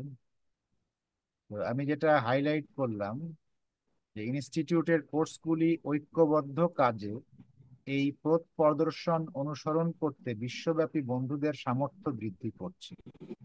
তো এই যে ইনস্টিটিউট কোর্স হচ্ছে যে এবং এই বন্ধু বলতে বিশ্বব্যাপী বন্ধুগণ বলতে কিন্তু নট অনলি বাহাইস, মানে এভরি হিউম্যান বিং, যে মানবকে একটি রত্ন সমৃদ্ধ খনির ন্যায় জ্ঞান করে। এই যে আমরা চিলড্রেন ক্লাস নিচ্ছি, চিলড্রেন দের সামর্থ্য বৃদ্ধি হচ্ছে, ওরা যখন জুনিয়র ইউথ হচ্ছে আরো সামর্থ্য বৃদ্ধি হচ্ছে, ইউথ হচ্ছে, তো এইভাবে যখন আমরা প্রত্যেকের সামর্থ্য বৃদ্ধি করছি, সেটা কিন্তু একটা নতুন মানে সভ্যতা গড়ার কাজে আগায় যাচ্ছে। আর প্রথম যেটা বলেছে যে এক্ষেত্রে আমাদের যেটা অ্যাপ্রোচ, সেটা হচ্ছে এই যে কর্ম, প্রতিফলন, পরামর্শ এবং অধ্যয়ন, action, reflection, consultation, study. Consultation study. এবং এটা এই 2013 সালের হাউজের মেসেজে স্টাডিটা যোগ করেছে। এই 2006 থেকে আম, অনেকগুলো মেসেজে অ্যাকশন, রিফ্লেকশন এবং কনসালটেশনের কথা ছিল, এবং 2013-র বার্তায় এসে অধ্যয়নটা যোগ করেছে হাউজ অফ জাস্টিস। এবং দেখেন, আমরা অধ্যয়ন থেকেই কিন্তু এখন শুরু, যে আমরা যা কিছু পড়ছি প্রথমে অধ্যয়ন করতে হবে। যেমন আমরা বুক 10 অধ্যয়ন করছি, বুক 10 অধ্যয়ন করে এটাকে অ্যাকশনে পরিণত করতে হবে এখান থেকে যা শিখছি। তারপরে যেটা অ্যাকশন করলাম সেটাকে রিফ্লেকশন করতে হবে, করে আবার আমাদেরকে পরামর্শ করতে হবে যে অ্যাকশনটাকে আমরা মডিফাইড করব, কি করব, এবং সেই পরামর্শ করে আবার অ্যাকশন করতে হবে। এবং যদি আবার আটকে যাই তাহলে আবার স্টাডি করতে হবে। তো এই অ্যাকশন, রিফ্লেকশন, কনসালটেশন এবং স্টাডি, এর মাধ্যমে আমাদের সেবার কার্যক্রম এগিয়ে। সেকেন্ডটা পড়ো, বা কয়েকটা একসাথে পড়ে যাও। আমরা আমাদের সমাজ গড়ার প্রচেষ্টাগুলিকে সমস্যাগুলি নির্ণয় করা এবং সমাধানগুলি প্রদান করা রূপে দেখি না। আমাদের নিকট গুরুত্বের বিষয় হচ্ছে সমাজের রূপান্তরের প্রতি অবদান রাখতে সামর্থ্য গড়ে তোলা। আমরা কাজের মধ্যে একটি দীর্ঘমেয়াদী শেখার প্রতি অঙ্গীকারবদ্ধ, যদিও প্রক্রিয়াটিতে আমরা স্বল্পমেয়াদী লক্ষ্যগুলি নির্ধারণ করি এবং সেগুলি অর্জন করতে কঠোর পরিশ্রম করি। শেখার উদ্দেশ্য আমাদের জন্য নিছক তথ্যের এবং কৌশলগুলির বিশেষ দক্ষতার পুঞ্জীভূতকরণ নয়, বরং উপলব্ধির উন্নতি বিধান এবং এরূপ বিষয়গুলিতে অন্তর্দৃষ্টিগুলির অর্জন, যেগুলি বৃদ্ধির উৎকৃষ্ট উদাহরণ, আধ্যাত্মিক শক্তিগুলির ক্রিয়া এবং আমাদের সর্বব্যাপী পরিকল্পনার তিন মুখ্য চরিত্রের মধ্যে বিকাশমান সম্পর্কগুলো থেকে বেরিয়ে আসে। শেখার উদ্দেশ্য আমাদের জন্য নিছক তথ্যের কৌশলগুলির বিশেষ দক্ষতার পুনরুদ্ধারণ নয়, বরং উপলব্ধির উন্নতি বিধান এবং এরূপ বিষয়গুলিতে অন্তর্দৃষ্টির অর্জন, যেগুলো বৃদ্ধির উৎকৃষ্ট উদাহরণ, আধ্যাত্মিক শক্তির ক্রিয়া এবং আমাদের স্বভাব পরিকল্পনার তিন মুখ্য চরিত্রের মধ্যে বিকাশমান সম্পর্কগুলো থেকে বেরিয়ে আসে। আচ্ছা। আমরা সমাজ গড়ার প্রচেষ্টার জটিলতা সম্বন্ধে সচেতন রয়েছি এবং অনেক প্রক্রিয়ার পরস্পর নির্ভরশীলতা বিবেচনায় রাখতে চেষ্টা করি, যেগুলিকে একত্রে এগিয়ে যেতে হবে।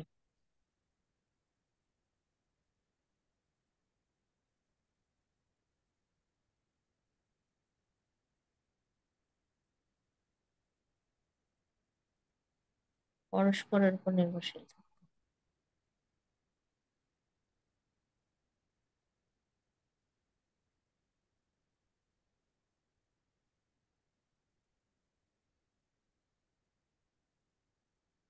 এখানে এই যে লং টার্ম কমিটমেন্ট আর হচ্ছে শর্ট টার্ম, কিন্তু শর্ট টার্ম। হ্যাঁ, এইটা হচ্ছে যে এরকম মুখ্য। যেমন আমাদের লং টার্ম কমিটমেন্ট হচ্ছে যে আমরা আহ, যেমন এই ধরি কমিউনিটি বিল্ডিং একটা, বা এক কথা যদি বলি তাহলে আমাদের লং টার্ম কমিটমেন্ট হচ্ছে কি যে আমরা সারা জীবন কি কাজ করব, সেটা হচ্ছে বাহাউল্লাহর যে নতুন বিশ্ববিধান সেটা স্টাবলিশ করার মাধ্যমে একটা নতুন সভ্যতা গড়ার জন্য কাজ করব। এটা হচ্ছে আমাদের লং টার্ম কমিটমেন্ট। কিন্তু এই জন্য আমাদের কিছু শর্ট টার্ম গোল থাকে। যেমন ধরি যে এই যে আমরা রুহি বুক 10 করছি, এটা আমাদের একটা শর্ট টার্ম গোল যে আমরা রুহি বুক 10 করব। কিন্তু 10 কেন করব? যে কমিউনিটি বিল্ডিং কিভাবে করতে হয় সেটা সম্পর্কে আমরা জানি, এবং এটা জানার পর পরই আবার একটা শর্ট টার্ম গোল থাকে যে আমরা তখন কাজে নেমে যেমন, এটা থেকে শিখে আমরা হয়তো হতে পারে যে কেউ একটা স্টাডি সার্কেল শুরু করব, কেউ হয়তো একটা জুনিয়র ইউথ প্রোগ্রাম শুরু করব, কেউ চিলড্রেন ক্লাস শুরু করবে। তো হতে পারে চিলড্রেন ক্লাস আর জুনিয়র ইউথ প্রোগ্রাম হলে এটা 3 বছরের একটা শর্ট টার্ম গোল হবে। স্টাডি সার্কেলও এইরকম। তারপরে ওটা করার ফলে আবার ওটার থেকে আর একটা গোলে যাব।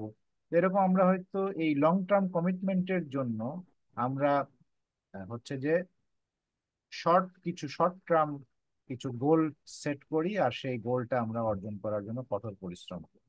এটা হচ্ছে আমাদের প্রসেসের একটা ইয়ে। আরেকটা হচ্ছে যে যে সর্বব্যাপী পরিকল্পনার 3 মুখ্য চরিত্র। মুখ্য চরিত্র মনে আছে? ইন্ডিভিজুয়াল, ইনস্টিটিউট আর কমিউনিটি। কমিউনিটি। হ্যাঁ, ভেরি গুড। তো এই আহ, 3 মুখ্য চরিত্রের মধ্যে বিকাশমান সম্পর্ক, মানে এই 3 মুখ্য চরিত্রের মাঝখানের যে রিলেশন, ইন্ডিভিজুয়াল ইনস্টিটিউট কমিশন, সেটা ক্রমান্বয়ে বিকাশ হচ্ছে। হ্যাঁ। তো এই ক্রমান্বয়ে বিকাশের মধ্যে থেকে আহ, কি বেরিয়ে আসে সেটা হচ্ছে আধ্যাত্মিক শক্তিগুলির ক্রিয়া, যে স্পিরিচুয়াল যে পাওয়ার আছে সেই পাওয়ারটা রিলিজ হয়। তো যত এই 3 মুখ্য চরিত্রের সম্পর্ক বিকাশিত হবে যেই পরিমাণে, যেই রেশিওতে, আধ্যাত্মিক শক্তির ক্রিয়াও সেই পরিমাণে রিলিজ হবে।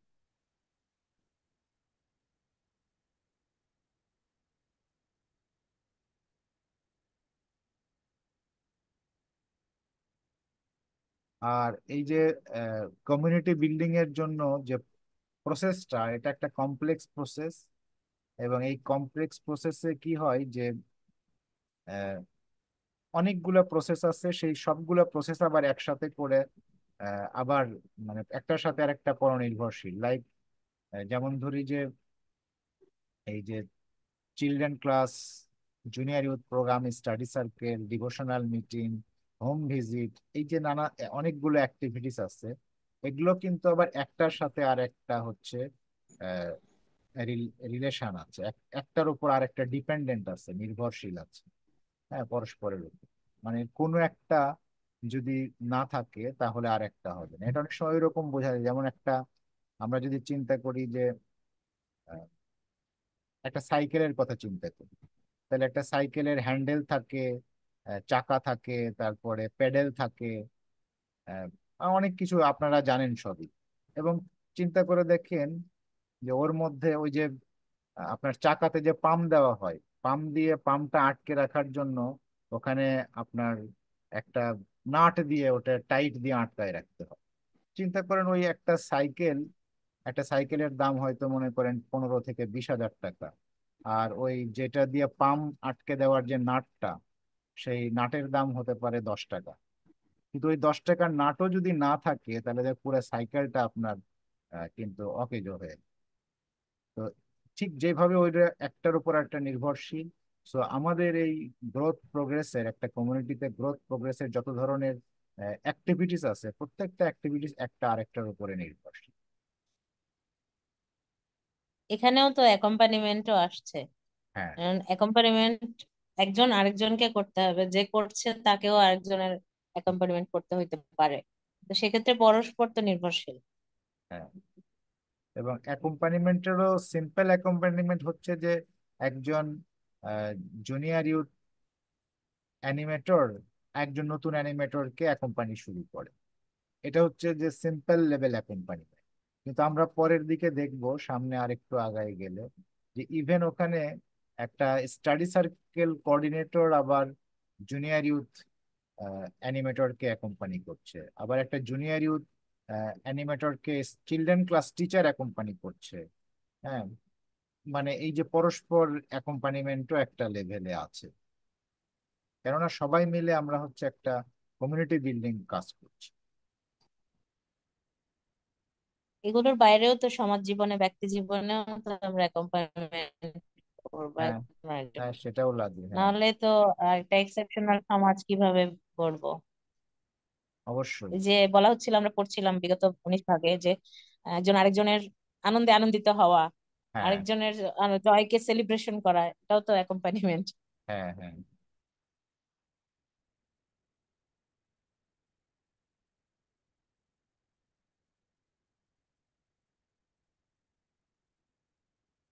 আর কেউ কিছু যোগ করবেন আমরা যেটা আলাপ করলাম ওটা সম্পর্কে?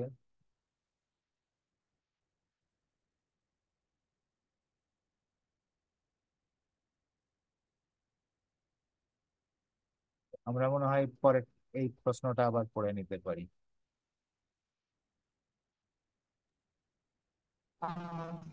ঠিক আছে। শেখার পৃথক লক্ষ্যগুলির আমাদের নিকট থেকে ভাবনার বিভিন্ন পথের প্রয়োজন হয়। নির্দিষ্ট বিষয়গুলি রয়েছে যা আমরা একটি অপেক্ষাকৃত সংক্ষিপ্ত সময়ে একবারে শিখি। আমাদিগকে শুধু অর্জিত পাঠগুলি অধ্যবসায়ের সাথে প্রয়োগ করা প্রয়োজন। শেখার অন্য লক্ষ্যগুলি অনড় অবস্থান গ্রহণকারী দীর্ঘমেয়াদী প্রচেষ্টা দাবি করে এবং কেবল ধীরে ধীরে অর্জিত হয়। এছাড়াও শেখার লক্ষ্যগুলি রয়েছে যা কখনো উহাদের সমগ্রতায় উপলব্ধি করা যেতে পারে না, কিন্তু যখন আমরা সেগুলির উপর কর্মে প্রতিফলন এবং পরামর্শ করি, আমরা বিজ্ঞতায় বৃদ্ধি পাই। আমাদিগকে শেষোক্ত দুইটি শ্রেণীকে প্রথমটির মতো একইভাবে বিবেচনা না করতে সতর্ক থাকতে হবে। তা না হলে আমরা যান্ত্রিকভাবে সম্পাদিত হওয়ার জন্য অসমর্থিত কার্যপ্রণালীগুলি সৃষ্টি করার প্রবণতা দেখাবো। আমাদিগকে শেষোক্ত দুইটি শ্রেণীকে প্রথমটির মতো একইভাবে বিবেচনা না করতে সতর্ক থাকতে হবে। তা না হলে যান্ত্রিকভাবে সম্পাদিত হওয়ার জন্য অসমর্থিত কার্যপ্রণালী সৃষ্টি করার প্রবণতা দেখাবো।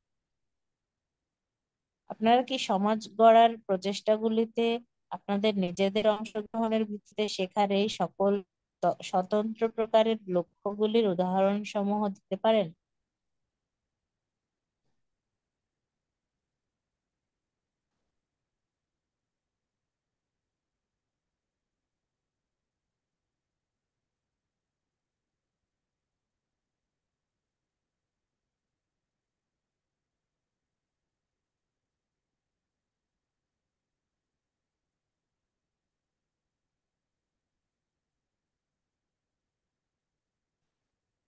তার মানে এখানে বলা হচ্ছে কর্মের প্রতিফলন এবং পরামর্শ, এই দুইটা ভাগ।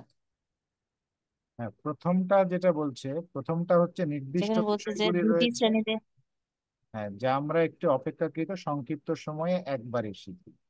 এটা হতে পারে যে যেমন আমরা স্টাডি করি, একটা বুক স্টাডি করলাম, একবার শিখলাম, ওটা সংক্ষিপ্ত সময়ে হয়ে যায়। অনেক সময় আমরা ক্যাম্পাস কোর্সে হয়তো বুক 2 করি, 2 থেকে 2.5 দিন বা 3 দিনের মধ্যে আমাদের শেষ হয়ে যায়। তো এটা কম্পারেটিভলি একটা সংক্ষিপ্ত সময় আমাদের লং কমিটমেন্টের মধ্যে। কিন্তু ওই যে বলছে যে আমাদের শেষোক্ত দুইটি শ্রেণীকে প্রতিনিধির মতো একইভাবে বিবেচনা না করতে সতর্ক থাকতে হবে। সেরকম আমরা যখন ওইটা আবার কাজে লাগাবো, ওটা ওই রকম সংক্ষিপ্ত সময়ের মধ্যে হবে না। আমাদেরকে অর্জিত পাঠগুলি অধ্যবসায়ের সাথে প্রয়োগ করা প্রয়োজন। যে আমরা ও যেটা হ্যাঁ, স্টাডি এবার থেকে বুঝছি। শিখি, সেটা আমরা মানে অধ্যবসায়ের সাথে ওটা কাজে লাগাবো। আর একটা হচ্ছে শিক্ষা গ্রহণ করছি যখন, মানে শিখছি, আরেকটা হচ্ছে যখন সে অর্জিত যে জ্ঞানটা সেটা আমরা অধ্যবসায় করছি, মানে প্রয়োজনে কাজে লাগাচ্ছি। এবং সেটার দীর্ঘমেয়াদী প্রচেষ্টা তখন আস্তে আস্তে অর্জিত হবে আর কি, মানে হ্যাঁ। দীর্ঘ হবে, হ্যাঁ। সাস্টেন হবে, না হলে তো হচ্ছে না। হুম। যেমন বুক ওয়ানের শুরুতেই বলা আছে না যে ওই যে টু দ্য কোলাবোরেটরস, যে আমাদেরকে আহ, তিনটা লেভেল অফ আন্ডারস্ট্যান্ডিং অর্জন করতে হবে। তো তার মধ্যে ফার্স্ট লেভেল এবং সেকেন্ড লেভেল হচ্ছে যখন আমরা একটা বাণী পড়ে ওটার ইমিডিয়েট মিনিংটা পাই, তখন আমাদের ফার্স্ট লেভেল অফ আন্ডারস্ট্যান্ডিং অর্জিত হয়। এখন যখন আমরা ওটা কিভাবে কাজে লাগাবো সেটা নিয়ে চিন্তা ভাবনা করি, তখন আমাদের সেকেন্ড লেভেল অফ আন্ডারস্ট্যান্ডিংটা। আর যতক্ষণ না আমরা ওটা প্রয়োগ করছি, ততক্ষণ থার্ড লেভেল অফ আন্ডারস্ট্যান্ডিং হবে না। তো তার মানে আমরা যে কোনো ইনস্টিটিউটের বই করি, স্টাডি সার্কেলে বা ক্যাম্পাস কোর্সে, ওই ওই বইয়ের যেই আন্ডারস্ট্যান্ডিং সেটা ফার্স্ট এবং সেকেন্ড লেভেল আন্ডারস্ট্যান্ডিং হতে পারে। আর থার্ড লেভেল আন্ডারস্ট্যান্ডিংটা আমরা যখন ওটা মাঠে কাজে লাগাই, আমাদের জীবনে কাজে লাগাই, তখন আমাদের থার্ড লেভেল অফ আন্ডারস্ট্যান্ডিং অর্জন হওয়া শুরু হয়।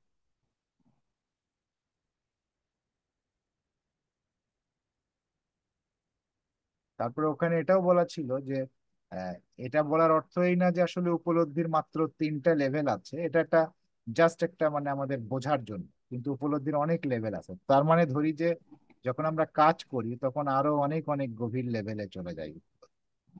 মানে বাস্তব হুম। আহ, ঈশ্বরের বাণী আমাদের জীবনে না লাগানো পর্যন্ত, মানে ওটা মেনে চলার, আমাদের প্রাত্যহিক জীবনে মেনে না চলা পর্যন্ত আমরা ওটার গভীর অর্থের মধ্যে প্রবেশ করতে পারি শুধু পড়ে। অনেক সময় মেনে চললেও যতক্ষণ পর্যন্ত ওই সিচুয়েশনটা লাইফে না হচ্ছে ততক্ষণ ওই মর্মার্থটা বোঝা যায় না, হুম। যে আসলে এটা দিয়ে কি বোঝানো হয়েছিল। এরকম অনেক ঘটনা আছে। হুম।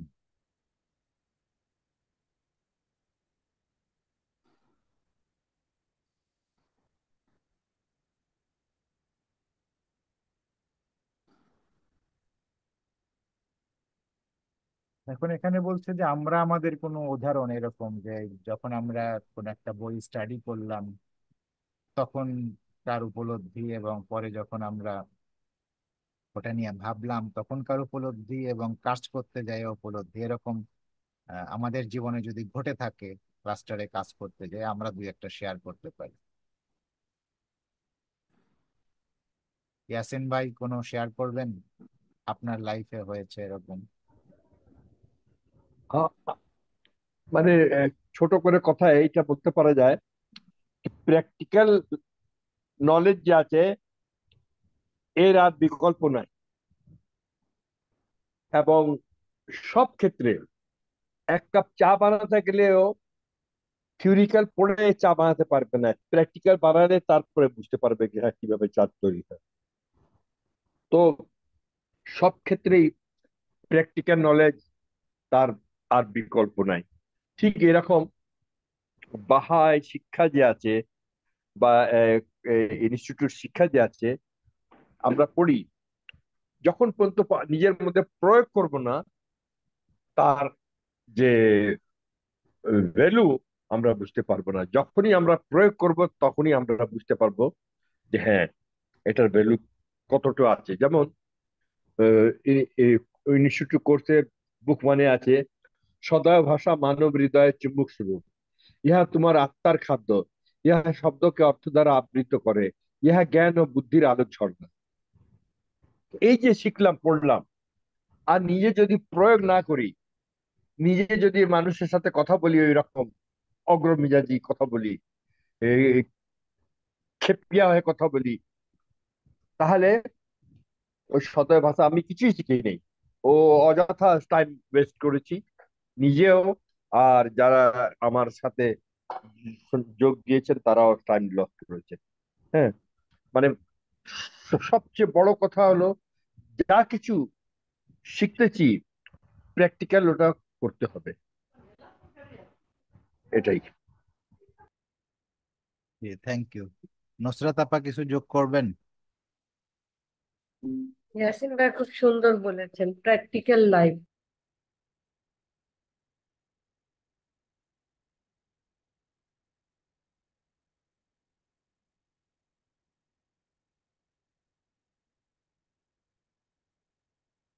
তো আমরা পর্ব 23 কি শুরু করব? 20 মিনিট সময় আছে আমাদের হাতে। কত বড় দেখে নি। আমার মনে হয়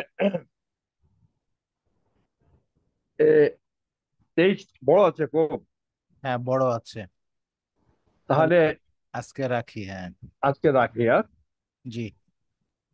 হ্যাঁ, এটা রাখি আজকে। না পারি।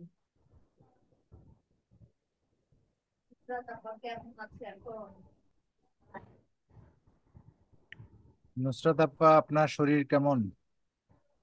এই তো আছি ভাই, এটা চলতে হচ্ছে, চলছে।